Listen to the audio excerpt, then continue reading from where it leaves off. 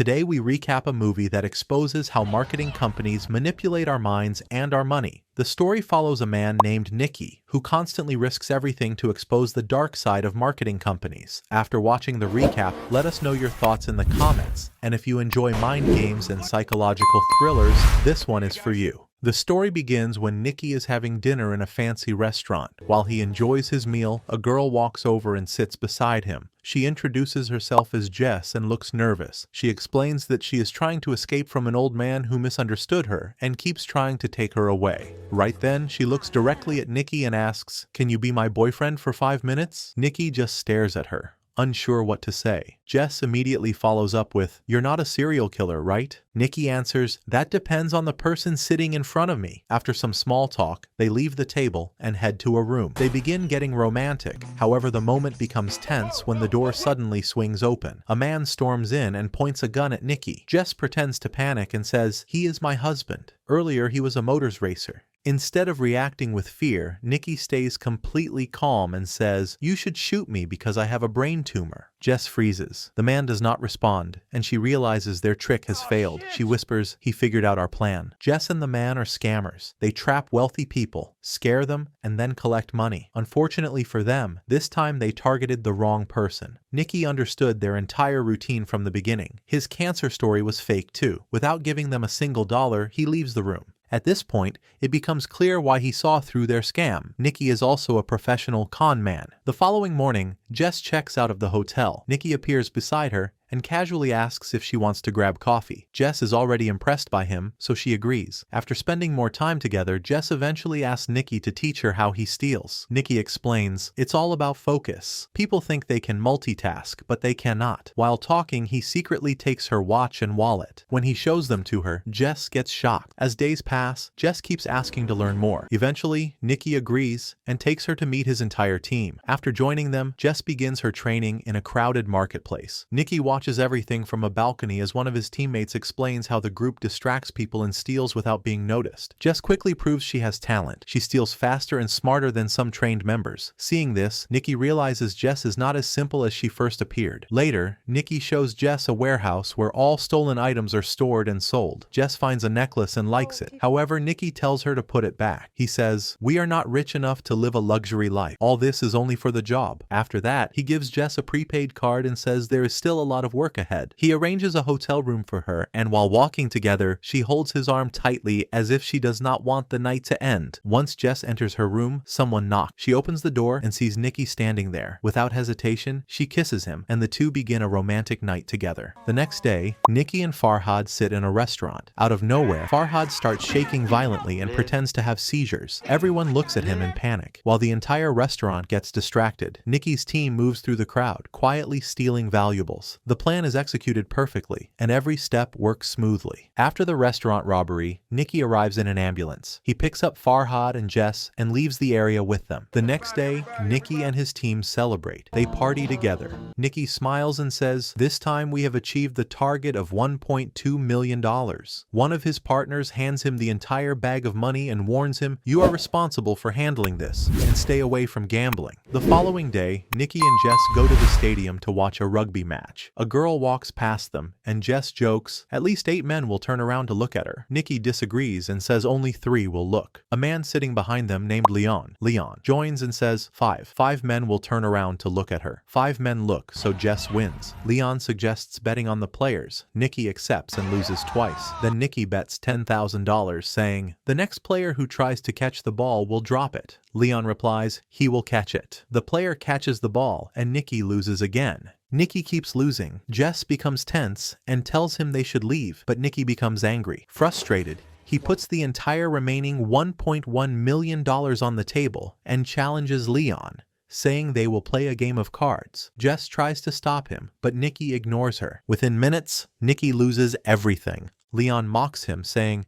When you play against a big player, this is what happens. Nicky cannot accept defeat. He steps closer to Leon and says he wants to play for double the amount. Even though he has no money left, he still pushes for another bet. He tells Leon to pick any player on the field and write down his jersey number. Nicky says Jess will guess it. Jess becomes emotional and cries. Leon writes the number secretly. Nicky tells Jess, just select one player. Jess scans the field and then suddenly sees Farhad dressed as a player. Without thinking, she says, number 5. Leon is shocked.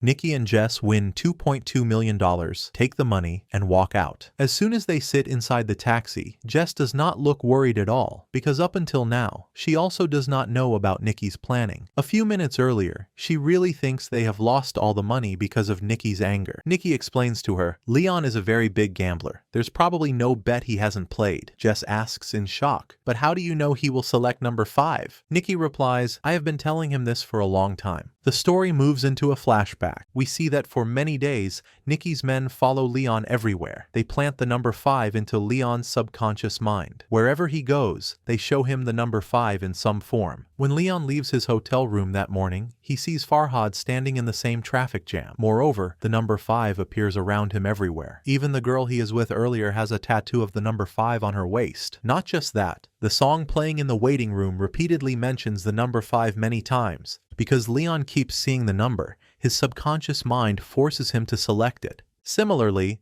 just like many companies show us the same ad again and again to control our mind, whatever we see or hear the most, knowingly or unknowingly, our subconscious mind chooses the same thing. The movie returns to the present. After hearing Nicky's explanation, Jess tries to kiss him. However, Nicky simply says, you did a good job. Then he gives Jess her share of the money and leaves. Jess tries to stop him, yet without saying anything, Nicky walks away. After Nicky leaves, Jess starts crying because she truly starts loving him, and suddenly leaving like that hurts her deeply. Her heart breaks. 3 years pass. Now, we see Nicky planning to rob another rich guy. His name is Gariga. Gariga loves sports cars, so he needs a skilled engineer for maintenance. Therefore, Nicky introduces himself as a highly skilled engineer. After Nicky leaves, Gariga's security chief warns him, I don't trust this man at all. Later that evening, we see Jess at a party. Actually, Gariga invites Jess himself. Jess looks stunning. When Jess kisses Gariga, Nicky realizes Jess is Gariga's girlfriend.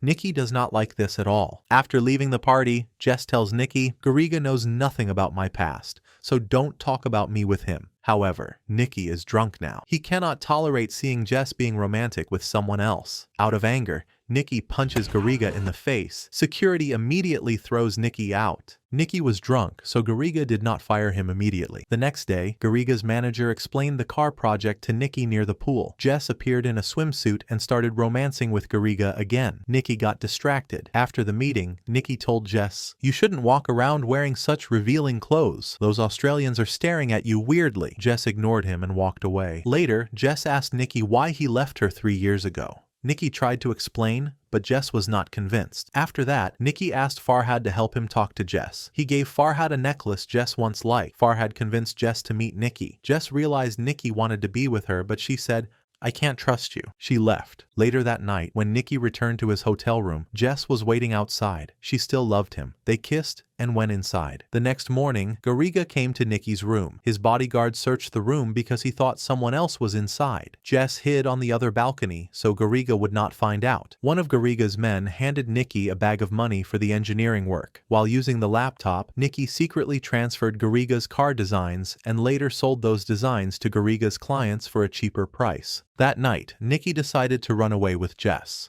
While driving, another car crashed into them.